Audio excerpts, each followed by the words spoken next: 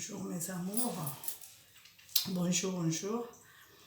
Na ye lisusu kolakisa bino secret o na bino keno na kolakisa bato nyonso to baza minene na kolakisa bango eloko nini bakoki osala po batokaka lisusu mingi te parce que soki oza monene soki osala erreur okobanda kotoka pamba maintenant po obanda kotoka pamba te alors osalaka système o na ina la kiso po ozala bien système yango eza que osala yango pendant toute ta vie te mais osala yango na mwa temps moko boye moke apres okati otiki okoki kolandisa yango pour le moment okoki kolandisa yango une semaine ozolandisa yango chaque jour après une semaine okati okomi kosala après 2 semaines après 2 semaines après 2 semaines okomona yo moko na ba odeur na nzoto na ba mikusa na nzoto na solo na nzoto nyonso ekotika ekokima ekosila pourquoi eloko na olakisa bino eza tellement makasi bato mingi bayebeli yango kaka na osalela yango eloko moko boye ta mosusu na kolia ta mosusu na eloko moko boye omona bato mpe bakipa yango mpenza te maintenant nga sikoyo naye kolakisa bino secret nango keno okoki otyango mpe na mai osokola nango chaque jour pendant une semaine ebendaka bagraisse ekausa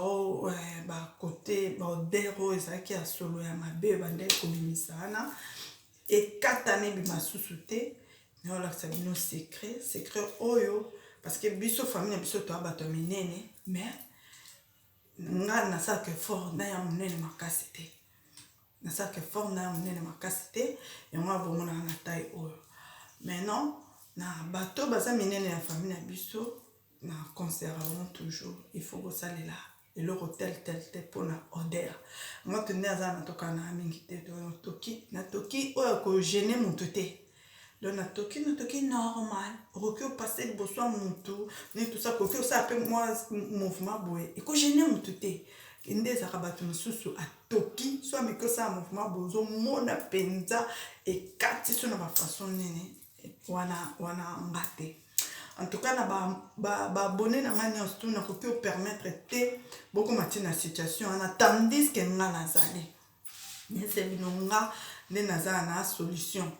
nga naza anti stress anti AVC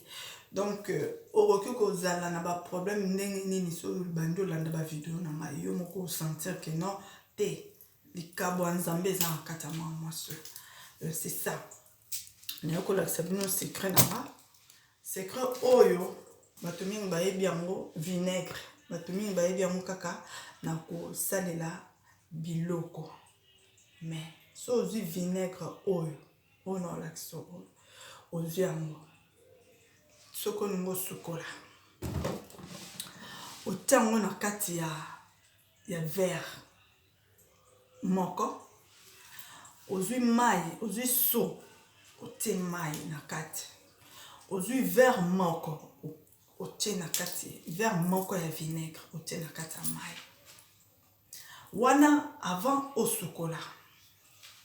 ozwi so wana mai kosukola ngo nano te parce que yo nano osukoli te nano longoli salite te na nzoto okoki kosukola nango mbala moko bongo te otie so wana pembeni oyo eza na mai na vinaigre na kati otia pembeni osukoli nzoto na bien ndenge osukolaka na gel douche savon nini tout ça osukoli bien osisi kosukola orince mpe nzoto no bien osenti ke na osukoli okomi propre mais okoki kobima bongo te parce que oza na traitement okoki osala po esiso bagraisse na kati na nzoto ntango osisamaka nyonso sikoyo ozwi sikoyo so oyo ya mai otiaki na vinaigre so oza na kati ya baignoire otomboli yango tia na kati ya baignoire ozwi yango bandi kosopa na nzoto ozosopa na nzoto ozwi gant obandi kofrotte nzoto surtout bakote oyo epesaka odeur na boyebi ozofrotte nzoto ozofrotte oniki nzoto mobimba na mai ya vinaigre oniki tini elongi okoki mpe konika na bato baninga choko yango pe etelisaka vinaigre parce que elembi so poso ya nzoto esalo bien ntango otya mafuta wow bebe. Maintenant soki osaleli yango bongo osokoli osisi na nini na vinaigre kofrotte ozeli ata 3-4 minutes ya ofrotte nzoto na vinaigre. Après ozwi mai ya vinaigre to sopi na nzoto ozwi sikoyo mai mosusu ya propre oyo eza na vinaigre te obandi sikoyo kosokola osokoli bien osokoli osisi obimi na yo. Après oke olati no bilamba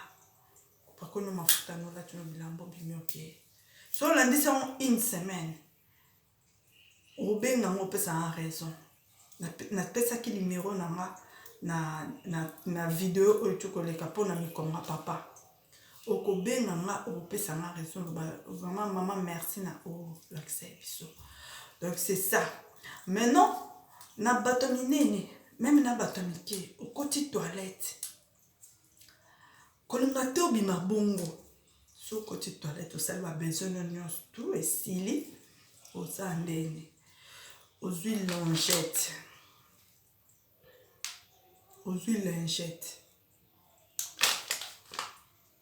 pangusi soki so pangusi déjà na ba papier hygiénique makambo nyonso to esili. Après ozwi lingette pangusi po lingette etiko propre eti opesoloa bien na nsima surtout na biso bamama ozwi lingette pangusi po au cas où on ne sait jamais bapapa bayela biso na brisque ntango olingi osala boye oka odera bien te esala bien te fozala toujours propre lengi bamama boyebi fozala toujours bien propre. Bamama like na bakisi moko boye ya biso basi mpona kobenda na video ekoya na olakisa na oloba mais eza oteka na olakisa kaka oza na posa nango abengi numéro oyo moto akoki kobenga po azwa kisa kobaka mpona papa po azwa soki akutani na poso manga te mpona mokongo akoki kobenga nga na numéro oyo naopesa siko parce que naza na motu te po eza numéro ya sika bozela bopesa 1 minute napesa bino numéro so moto alingi abenga nga benga na 07 80 05 86 79 wana ozwanga moko ozwanga mona répondre yo elo nyonso toza na oposa oyebisinga na osala mpona otaka nga aza mpona bino anti souci. Merci beaucoup bozala bel biso nalingi bino mingi.